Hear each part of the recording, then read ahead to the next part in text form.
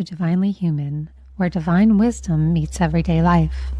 I'm your host, Sarah Asha Rose, therapist, author, and spiritual teacher. This is a space where psychology meets spirituality, where we explore healing, self-trust, and the journey of remembering who we truly are. So take a deep breath, settle in, and let's explore what it truly means to be divinely human. Hello, and welcome to Divinely Human. So today's question is, who were you before the world taught you who to be? Deep inside of every one of us is the truth of who we are. And slowly but surely, as we grow up, we are taught to discount that, discredit that, forget that.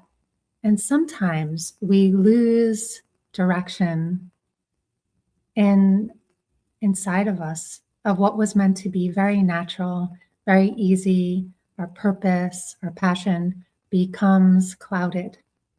Today's topic is just that. Welcome, everybody. This is a show where we explore spirituality and humanity as both parts of us, both divine and human. I am your host, Sarah Asha Rose. If you haven't been here before, welcome in. Every week we go live and I give you sort of a reflection and a question. We do a little practice and then we bring on our guest for today. So today we're going to be talking about life purpose, life path, but also career and how we connect our career to our life purpose. We're going to be joined by someone very special to me. He is my cousin and my dear friend, Eric Miller of North Star Career Development.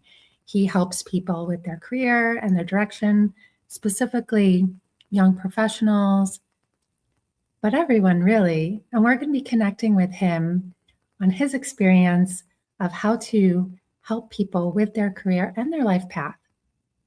But before we do that, before we bring him on, I want to start today's show with a question. Who were you before the world taught you to forget who you are? So we're going to do a little practice today, sort of a little meditation to remember that. And if you're watching and this topic resonates with you at any point, you feel like you lost your path, you lost your purpose, you lost your passion, you don't know where to go, you've been in circles round and round, please feel free to comment. I do read the comments, and please feel free to let me know that this topic resonates. I love to feel your energy. I love to hear your questions. So before we begin the reflection and the meditation, I want to say that I have been through loops and circles, constantly forgetting who I am and remembering who I am. And I want to say, if that's you, that is all of us. We are here to remember the truth of who we are. And we lose focus of that because what happens is, as we get older, all of the noise, right? All of the noise, the programming, the conditioning from school tells us we have to be something other than what we naturally are. So it causes confusion, especially for those of us who are really creative. How many of you were naturally creative? When I was young, I used to put on puppet shows for my family. I used to twirl around telling everyone I wanted to be a ballerina waitress.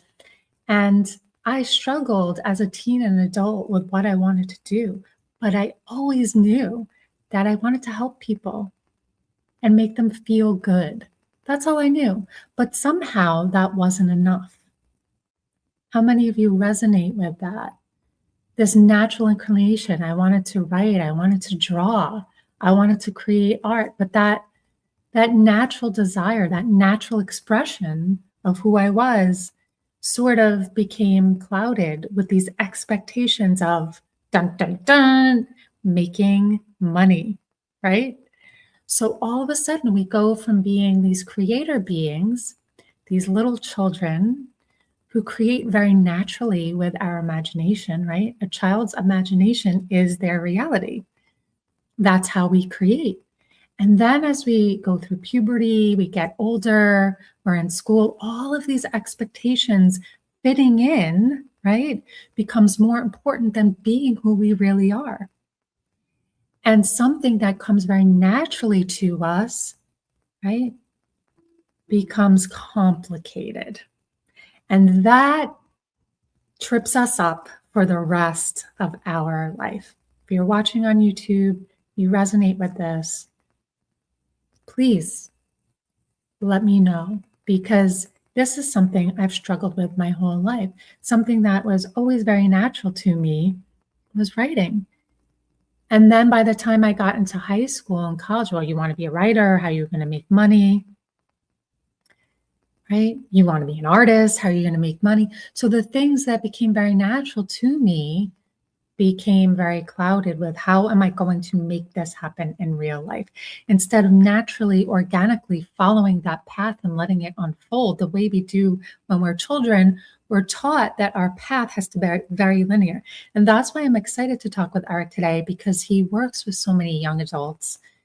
And he's going to share some of his experiences of how damaging this is and how he helps people remember that that passion is inside of you.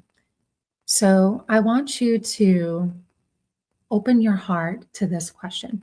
Who would I be before the world taught me that I needed to be someone else? And what we're going to do is we're going to just take a brief moment to go back to a moment in our childhood. And if at any point during this reflection, during this little blip of a meditation, right? If you don't know the answer, don't search for it, right? Just let it speak to you. I want you to just go back. Imagine that you're on a cloud, right? Just floating on this beautiful cloud, taking a nice deep breath. And let this cloud transplant you to a moment in your life. It could be childhood. Maybe you were a young adult. Maybe it was just any time in your life where you were doing something just for the sake of enjoyment. Something that came very natural to you that you could do all day long. What was it? Where were you? I just want you to go to that moment and just be there. Were you in the garden? Were you planting seeds? Were you putting on a puppet show for your family? I have a memory of when I was in Disney World with my parents, and I snuck away from them. I dove into the deep waters where I wasn't supposed to go, and I went down the water slide by myself. And when my father found me, he said, "Where were you? Did you go on that big water slide?" And I said, "Yes, I went on it 3 times." And that's who I am. I'm courageous. That's naturally who I am. I don't think. I dive into the deep water. That's who I am before I learned fear. So who are you? Go to that moment. Let your subconscious present that moment to you. See what comes up for you. And you might not remember in this moment, but something may come up for you this week as you ask that question. And if at some point you have a memory of when you became tripped up, of when you doubted yourself, of when you took a wrong turn, or when you made a mistake, or when you didn't listen to your intuition and took a wrong step on your path, I want you to go to that moment too and give yourself a little love and forgiveness and compassion, because our life path is not a linear path. It is cyclical. We return home. We're always returning home. Every closed door leads to an open one. Every wrong turn leads to a next right turn. So give yourself a little grace, compassion, love, and forgiveness for the times you made the wrong turn. And taking a nice deep breath into that. Thank you for showing up today, everybody. Give yourself a moment, take a drink of water, get some tea, and we're going to welcome on Eric and have a beautiful conversation with him about career and life path and who we really are. Welcome to the show, Eric. It's good to be here, Sarah. It's good to be here. I'm really excited to be here.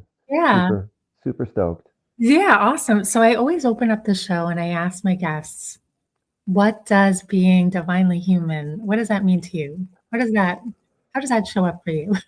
Yeah, no, it's a great question, right? So I think for me, it's understanding what my um, natural gifts, abilities are, and how I can leverage those to just better those around me, right? Like Hmm. to be present, to be focused on supporting those that are around me, and that's what I do every single day. Whether it's students Hmm. that I'm lucky enough to work with, or animals out in nature, it's like literally just being present and being aware. So it sounds like being your authentic self or Absolutely. showing up Ab- as your authentic self. Absolutely. Yeah. And it took me 49 years to get there, but not quite Never that long. too late. But never too late, never too late, Yeah. which is why I love the work that you do, Sarah. It's so important. So I love that you said it took me 49 years because I'm going to ask you about that. So the episode, right, is called Who You Were Before the World Told You Who to Be. So when you hear that question, what comes up for you personally in your life and in your professional life?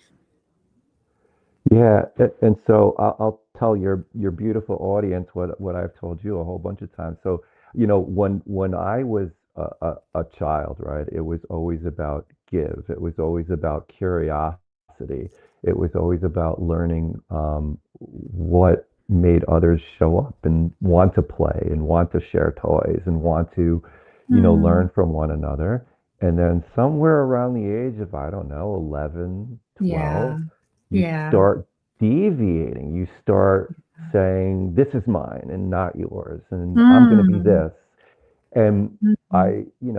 I started to carry that forward, and that carries forward into academics, and that carries forward into sports, and I'm going to be the best. And I'm not saying that we shouldn't be our Mhm. best, but I should, qualify that as we should be lifting up others.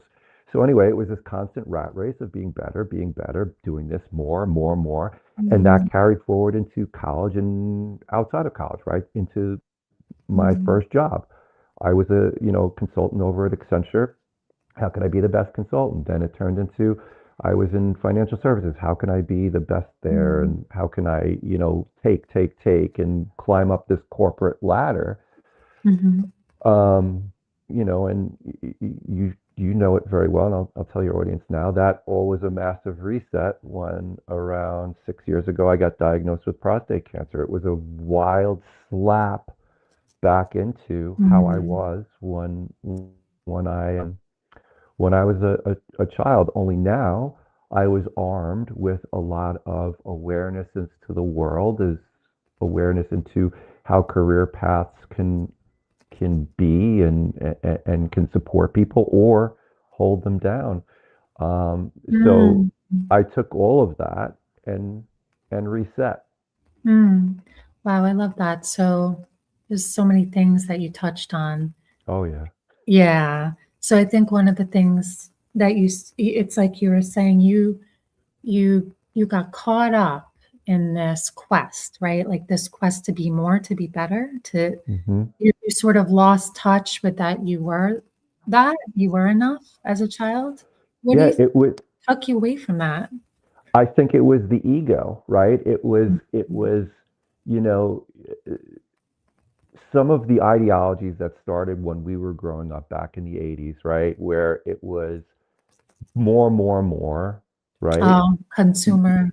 Yeah. Right. And listen, I'm not, Consumer mindset. this isn't about bashing, big businesses. It's not about bashing capitalism or anything like that.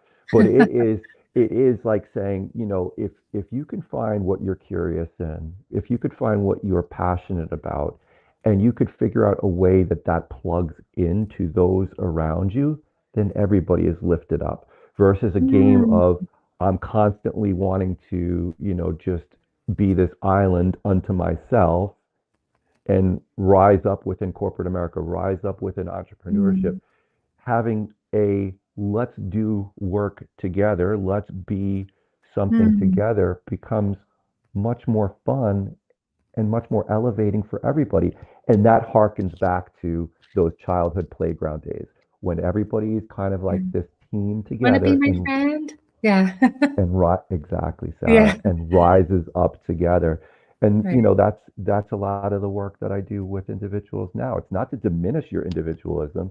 It's how can you plug that into the greater society at large. So yeah, so you're saying so it went your own life experience mirrored that. So you went from living sort of like being an island Yes, of seeking more, having more, climbing up, success, more. But it sounds like you're saying that was sort of like isolating it or was. Yeah, it was yeah. very isolating. It was very lonely. I mean, you'll hear it with entrepreneurs all the time. It becomes the most lonely game out there, Oh, that's right? true. But it doesn't Yeah, have to be, right? If we start right, to think of us as we are plugged into how we right, once were on the playground, right. you can lean on somebody that has marketing expertise. You can lean on somebody that has, the ability to see, you know, Mm. the world in different ways that are complementary to how you are. Right. So we're talking about, right, like I have to do everything on my own Yeah, versus I can make connections, I can connect to people and I'm not alone. And I think that's also, we're talking on a career level, but that's also very spiritual too, isn't it? absolutely. Absolutely. Yeah. I Yeah, because mean, you're going from the ego of I'm all alone to I am love, I am connected to everyone and everything, right? absolutely. Absolutely. And once you start seeing individuals through that lens, as much as you can, right? Because our ego will always creep in there little ways, but as much as you can see that, you're going to accomplish bigger things by alone and with others, whichever route, you go. It's just a And wonderful thing. then you had said the prostate cancer, is that's the thing that really helped you remember, right? Yeah, It put yeah, things into perspective. Is that what yeah. you mean? Yeah. And I Yeah. and I hope, listen, while that worked for me, and by all means, I was starting to get that realization, of like, what am I doing here on this path? I was certainly learning a lot. I had fairly interesting roles, that I was doing from a corporate America perspective, but the idea was always to go out on my own so I could start benefiting those around me. It's the Mm, cancer, though, without a doubt, accelerated that and also really reframed how I saw things, which is, mm, you have only but so much time on this earth to do a lot of good things. Eric, mm, you better start doing them like really fast, like right now. mm. Do you see when you work with people, and I'll have you in a little bit explain what you do, but when you work with Yeah, people, do you see people going through that same process that you went through of like, I have to be better, I have to be more, I have to have success, yeah, and then sort yeah, of being like having that tower moment of having it all crumble, like people who get laid off or and they want to control things and they want and they can't and they have to yeah. do you see that with people, like what you went All through kind of? All the time, all the time. And we'll talk eventually about it, but 83% of Gen Z is burnt out. That is a really, really, really scary statistic. Wow, Really, 83 already. it, This already, already burnt out. already. Wow. That it just goes to show you that's how in need of repair a lot of our corporate structures are. Because this is the first generation. That's why I love working with them. They're the first generation that says, no, something Yes. needs to be fixed here. Right, It's they're not amazing. willing to sort of settle for the same, "You have to do it this way, bust your ass, work a 9 to 5 job for 30 Right. years in order to get a pension," and, they're Absolutely. questioning things, right? Absolutely. Which we They're all should have questioning. done, but Yeah. it still doesn't erase that burnout. that they're already feeling, right? It's the navigation of that plus this ideology of like, why are we doing things this way? It's interesting. What do you think that burnout is? What do you think that's about? I think it's and you saw it a little bit in the millennials, right? It's this was the playbook that we were taught. Go from high school, go to a college, from college, go to a job, work beyond 9 to 5, sacrifice family, sacrifice all this stuff. By the time you're in your mid 30s or late 30s, start a family, get a Right. house. And now millennials are getting laid off in record numbers. More, they're getting attacked. And then the same thing with Gen Z. They're seeing this, right? So now, if you're a millennial and you're like, I played by the rules, I've been laid off. What the Yes. heck? And now, because that's the generation right in front of Gen Z, they're seeing it and they're just like, why am I going to play by those rules? And they Right. have every Why do I right have to to, to question. right? Why do I They have have every to right live to that question. way? What, right. It's sort of like each generation sort of rejects the previous generation, Absolutely. right? But I think, but I think that's happening even more so now because of the way the world is changing, Yeah. right? Hmm. Right, the way that you can go on Instagram and be an influencer and, Absolutely. become an entrepreneur. The older, like the boomer generation might not understand. They didn't have access to that. It's like changing the whole world, really. Information now moves faster than ever, which is why a lot of the work that I'll do with organizations is literally talking about how each generation communicates with one another. Because we both know it, most problems arise because people are either sending messages or receiving messages in disparate ways where they're not understanding it fully. Right. And with the speeding up information, well, of the information, I think is the burnout too, right? Of course. Yeah, The of course. overload of all these things I have to be or do, and the constant overload, right? Absolutely. Absolutely. There's a phenomenal book called The Anxious Generation that starts to go into a lot of that. And I encourage definitely everybody to read it. It's an alarming read, but it talks about like just the consumption of digital media and what it does. Yeah. I think that one of the things that I'd like you to talk about too is how you sort of help people match what they want to do, like that natural inclination inside of them, with Yeah. what is in the real world, so to speak. Yeah, Hmm. yeah. Yeah. How that comes. Yeah. So I mean, I'll give a really quick example, right? Um, So I like to ask the question, what are you passionate about? And that gets a little bit oriented, but certainly sometimes you can't make money from what you're passionate about. That's just the reality of the world, sadly. So the next question I ask is, what are you curious about? Like, what if, at the end of the day, what would you want to like scroll on your phone or go, of all things, go to a library? Hopefully people still remember those amazing places. Like, what are you going to be curious about and want to learn more and evolve more and really practice? Now, if you could orient those to your passion plus what you're curious about, that's a wonderful thing. It starts to just unlock this Yeah, connect. Yeah, right. naturally. Right. Naturally, right? So I'll never Yeah. forget, there was one individual I was working with. I said, what are you curious about? Legos. He said, Legos. I said, amazing. Like, what about them? Like, is it That's putting them together? Is it the manual? He said, displaying them. Tell me more. Tell me. I love to display them around my parents' house. Tell me more. What? I love to set up ones for the holidays. I love to set up ones for birthday celebrations. It was that's a so interesting. presentation thing. And let Yeah. me tell you, Sarah, what wound up happening is we talked and talked and talked.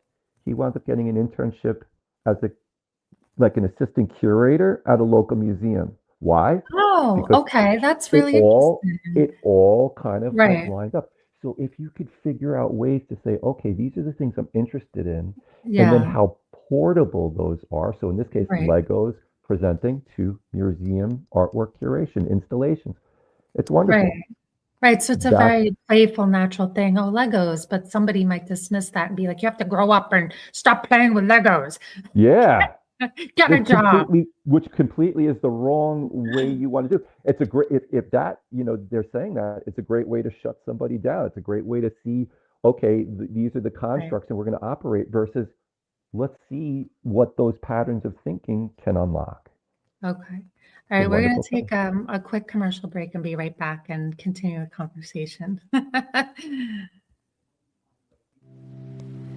Have you ever felt like you knew exactly what you wanted to say and then talked yourself out of saying it? Maybe you've questioned an intuitive message, or rewritten a post you wanted to share, or convinced yourself you're not quite ready to share what you know with the world. You see, most women think that they need more confidence, or a better message, or some other strategy that's going to teach them how to be more confident.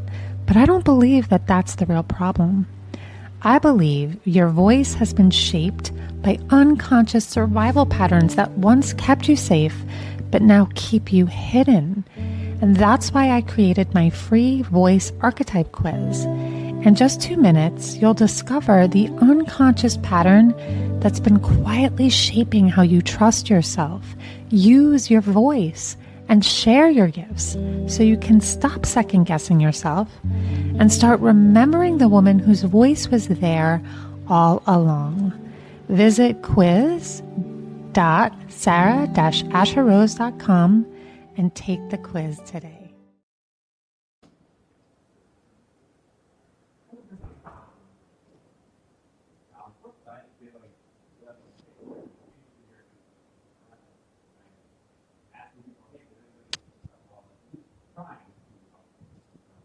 Uh-oh.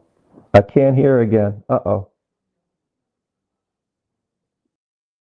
Check your mic, Sarah.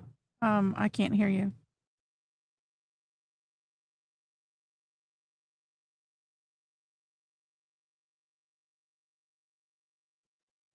No, sorry, I still can't hear you. Double check your mic. There we Because go. I can hear Eric. Can you hear Sarah?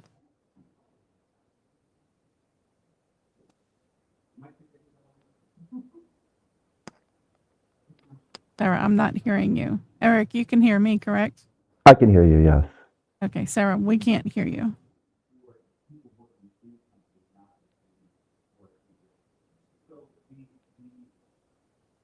No, still no sound from Sarah. Eric, while Sarah's trying to get that to work, Sure. why don't you tell us a little bit more about yourself? Yeah, absolutely. Can you hear me now? Yeah, Yes. there you are. Here we go. Can you hear me now? Yes. Yep. Shake your head yes so she can know. Yeah, I don't know. Sarah, what's we can going hear on. you, but she can't hear us. Yes. Can you hear me now? Yes. Yep. Shake your head yes. This is the beauty Yes? of I live can't hear you now, transmission. Uh-oh. though. Did you take your earphones out? Sarah? Live radio, folks. Live television. This is the It's all beauty of good. It is technology. So no, we Can you can hear you, but you need to be able to hear us. Check your mm, headphones.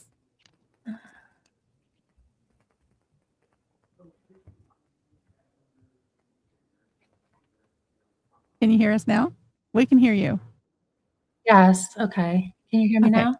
Yes. Yeah. Right, there was a problem with my headphones when Eric was speaking. It was like a very high tinny noise. So I had to take them out, and I guess it messed up the audio. So sorry, everybody. we're back. We're back. That's Rolling all with the good. punches. It's life. It's real life. This is live Okay. radio. So, okay. So the person the person you're talking about with the Legos, you said Mhm. Legos, right? Was Yes. that was a younger person? So he was 19. So he was Okay. He in was like, college, okay. getting an internship. So it Yeah. was phenomenal. So when they're that age, right, there's such pressure, right? There's so much pressure to like figure it out to make like this huge life decision, life choice. Um, what is the work that you do in helping them, make that life choice? Yeah, well, first of all, taking the pressure off that it's a life choice, right? That's the first thing we eradicate. Yeah. Um, you know, when people, first of all, let me rewind back to high school. I work with high schoolers to say college may be an option. College may not, we've talked about this, right? College may not be an option. Oh, okay. Going into civil service, the military, Yeah. that's an option. Volunteerism is an option. Going straight into the workforce is an option. Certification programs at community colleges are an option. The only option I tell everybody that I don't want you doing is sitting at home at night just scrolling. That's the only thing. Do everything Oh, else except yeah. that. And why is that so detrimental? Well, because it's not really advancing anything, right? Like Right, if you're just scrolling and doing nothing, you're not really getting any value or information that you could use to start propelling yourself forward. So it really starts there, and then the work continues on. In the past, you know, people saw careers as very linear. If I yes, go if I go to pre-med, and there's really yes. only about three of them that are linear. There's a doctor, a lawyer, and a teacher. Everything else Mm, is a complete zigzag. And I'll even argue that the path now to become a doctor, a lawyer, or a teacher, even that has yeah, deviations. So the first yeah, thing that we got to do, we were talking originally about 83% are stressed or burnt out, right? yeah, Of new generation Z and Alpha. We have to remove that. As long as you're moving forward, as long as you are starting to understand and gain awareness, gain knowledge, that's a good path forward, right? yeah. That's what we need to start doing. Those are the Mm. conversations. When I'm working with parents and Oh, I I was do, gonna ask you about that. Yeah. yeah, when I do lots of big seminars with parents across the U.S., the first thing I say is eliminate the question, "What do you want to be when you grow up?" It is the most paralyzing question Mm. And there why is. is that so paralyzing, do you think? Because there is no one set way to get to Mm. that. So if I Yeah, say, yeah. which I did way back, I Okay. want to be an astronaut. Right, Maybe I went to the Air Force. Maybe right, I was an engineer. Maybe I was a teacher, right? There's right. so many different ways. If we Mm. say I want to be this, that's a Yeah. great way to just freeze a person right up. But I think what I love about what you're saying too is that if you say, I want to be an astronaut, someone like you would say, well, what do you love about that? Like, what is that about that that appeals to you? But, if you don't have that, if you don't have anyone sort of like nurturing that out of you, it's like, well, that's unrealistic. You Right, can't do that. which is Right, what we do. And that's another way to paralyze a kid. Oh, hey, you come from a long line of financial advisors, or you come from a long line of right, Wall Street people. You're going to be a Wall Street person. Well, maybe, right, maybe not. Or, right, everything else is considered a failure if you're not that. right. These are And these and are if the I things. and if I'm a super creative person and I do many things and then what do you want to be becomes so much pressure because I want to be everything. I want to be all I want to do all these different things. Right, right. Right? And that's a whole other thing, which is why I blend executive function with the coaching, that I do, right? So it's not just about career development, it's about executive function because if you have so many ideas, that's great. We don't want to diminish that, but we do want to focus it, right? So Right. there's a lot of prioritization, there's a lot of okay, here's how we can start working and introducing those various pursuits, those insights into something that feels very channeled, that feels very Mm, methodical, and mm. paced.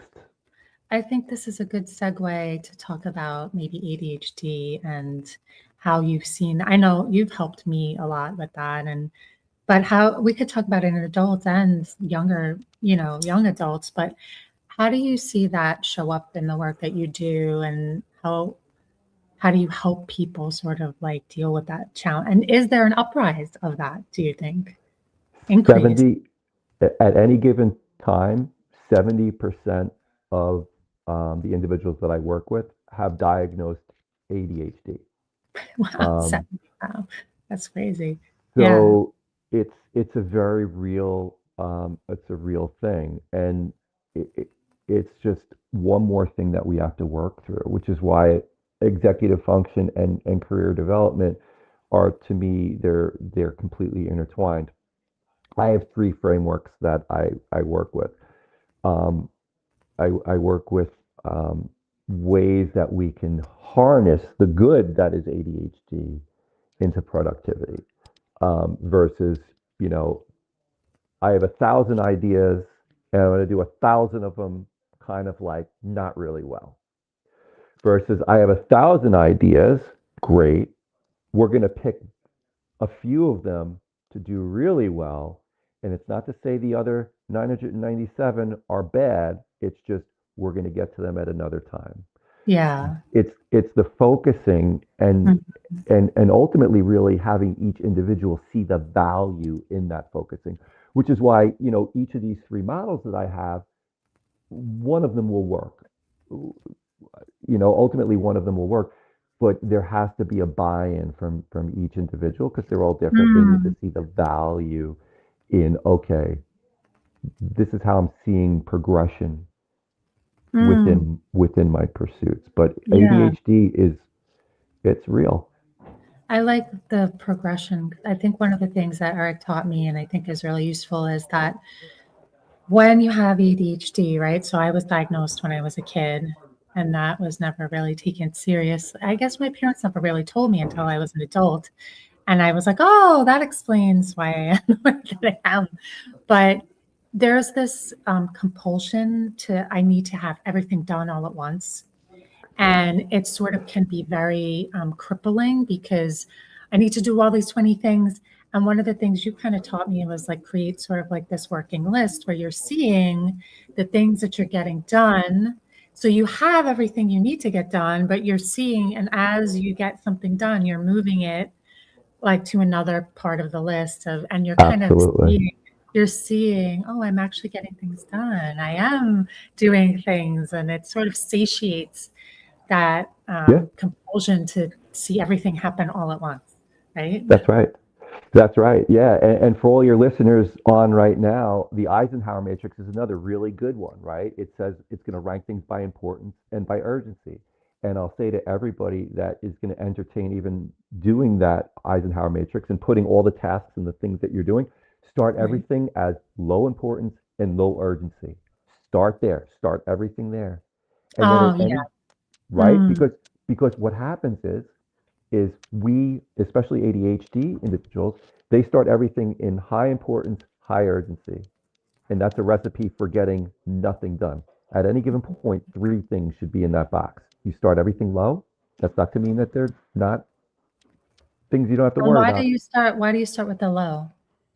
So I start everything there because at any given point, the object is to move things around the board, move things into high importance, move things into high urgency, or ultimately into high Oh, urgency and high importance. If you start everything there, that allows you to move things focused in a focused way around the board. okay. So you're sort of starting at 2 and working yourself up to like 8 instead of starting at 10 and then becoming like burned out. Yeah, you Right. want to Yeah. focus yourself, especially if you have ADHD. You want to Right. focus you because you're great. You're great at so many different things. We want to Right. focus you to be great, great, great at a few things at a time. Right. And I think because there's so many things we're balancing, right? So many things we have to get done, so many things we want to get done, and balancing work and family and self-care, right? It's very easy to burn out, You right? said it. And Come now, yeah, and let me hold you there, Sarah, for a second, right? Like if you say self-care and family, so many people don't do that and they don't have that in high importance and right, high urgency. And so right, now when you layer in five things from a career perspective to do, something's going to give. Or you're just not going to be present for your family. You're not going to be present for yourself. right, You're not going to be right, present for your career. It's they're right. all intertwined. That's why I say Which is kind life of what you were work saying balance. before. That was what you were Hmm. saying before too, when you were just going career, career, career, career, success, Hmm. success. You were disconnected from those other Absolutely. parts of your life, like walking in the woods, like just going to get ice cream or right? All of Ab- the things that ab- nurture all the other things that we want to do, right? Absolutely. And you know me with ice cream. Like if there's ice cream, I'm there. And the woods. And the Because why? woods. Why the woods? Why the wood? Well, it's funny. Like why the woods? It's the most grounding thing in the world for me. It's the most return back to childhood as I ever can be. Going for adventures in the woods, and it's another thing, Sarah, that I tell people is somebody's playing video games may be their woods, right?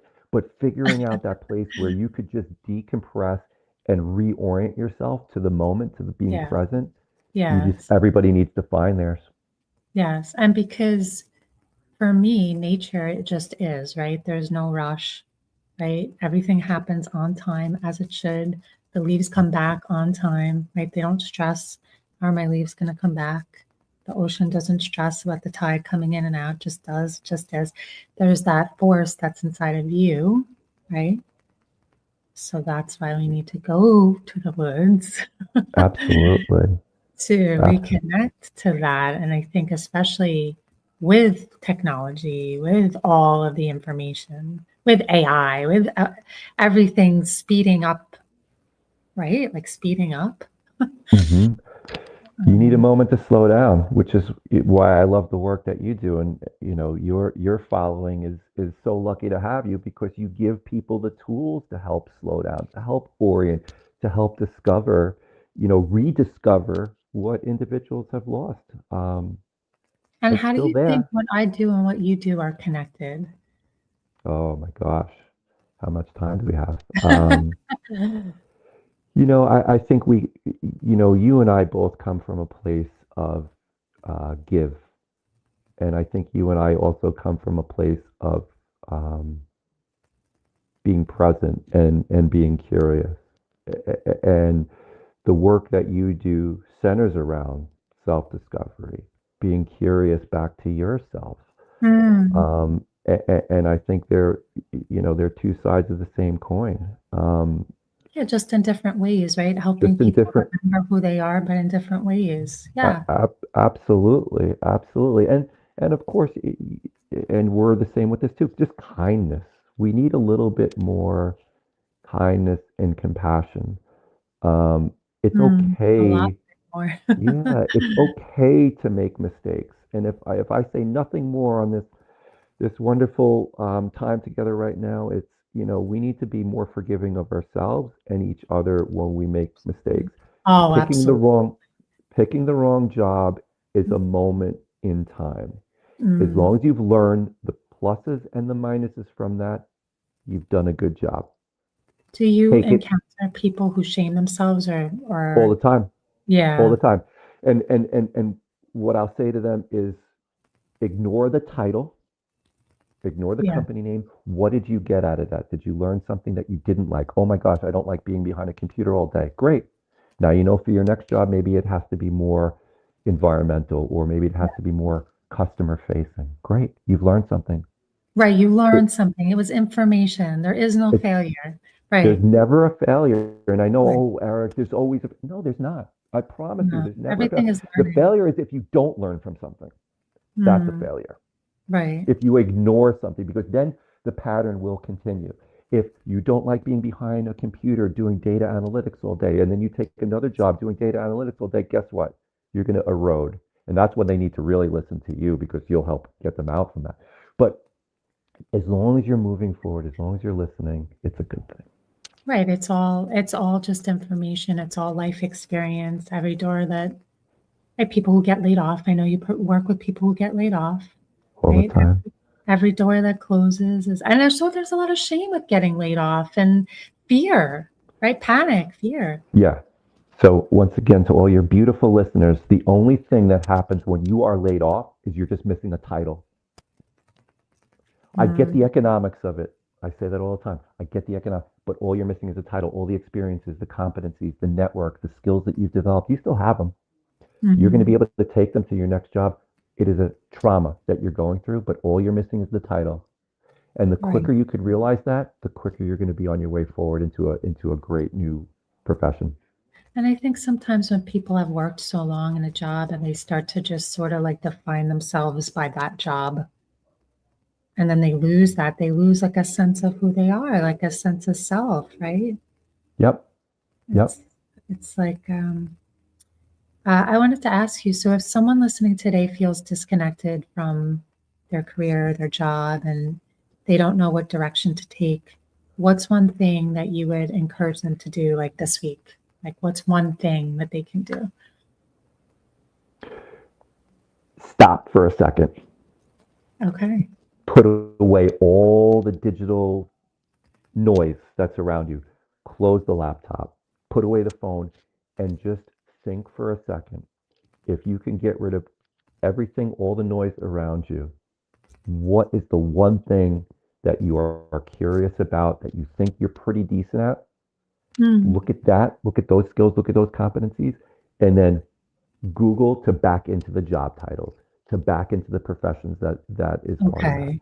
So you're But saying start with the desire, start with the good feeling first instead of searching for yeah, the, because if you search, the job title first, yeah, right? there's too many distractions. And guess what? In another 5 years, there's around 90 million new jobs that we don't even know of right now. So why even try? That's That's a true.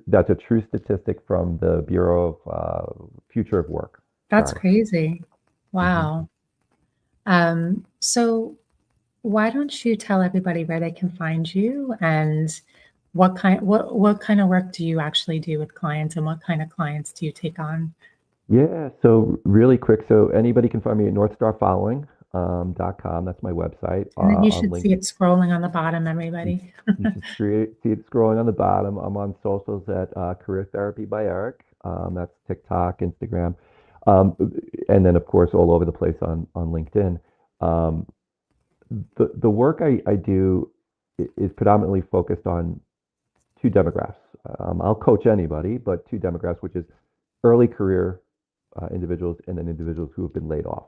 Um, Both are going through a trauma. One is the trauma of acclimating to the workforce, and the other one is a reacclimation and almost kind of like a I feel less than because I was identifying as this company when I should be really identifying as wonderful things that I do, and the company was lucky to have me. Um, I blend executive function with career development to make sure that individuals are starting from a place of stillness. I know you say that a lot. They're starting from a place of stillness where they can really start to focus on, okay, here's what I could bring to this world. Here's some of the things that I am good at. And then we put really actionable steps behind it. It is not just, all this fantasy work or anything like that. It is we're Right, going to start from a place concrete. of Yeah, and then really build an actionable plan all around it. So that's that's me. amazing. Thank you Yeah. for sharing that.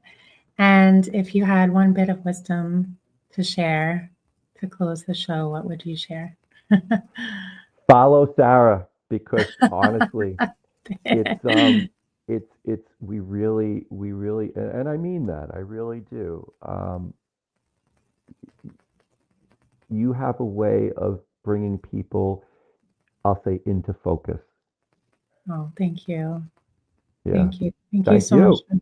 Thank you for being here. Thank you for watching, everybody. I'm sorry about the technical glitch. It's real time. There are no failures. No, um, never. there are no mistakes. As always, you can connect to me at Sarah Asha Rose, sarah-asharose.com. You can take my quiz and you can connect to me, connect to Eric, and remember that you are divinely human, that you are living as a divine being in a human body, having a human experience. There are no mistakes, there are no failures, and the truth of who you are is always inside of you. Until next time, I will see you next week. Thank you so much for being here, Eric. Thank you, everyone, for watching. Thank you. Bye. Bye. Bye. Thank you so much for spending this time with me today. However, this episode met you, I hope it reminded you of something you already knew underneath the noise, that you are exactly where you need to be. Until next time, remember, you are and have always been divinely human.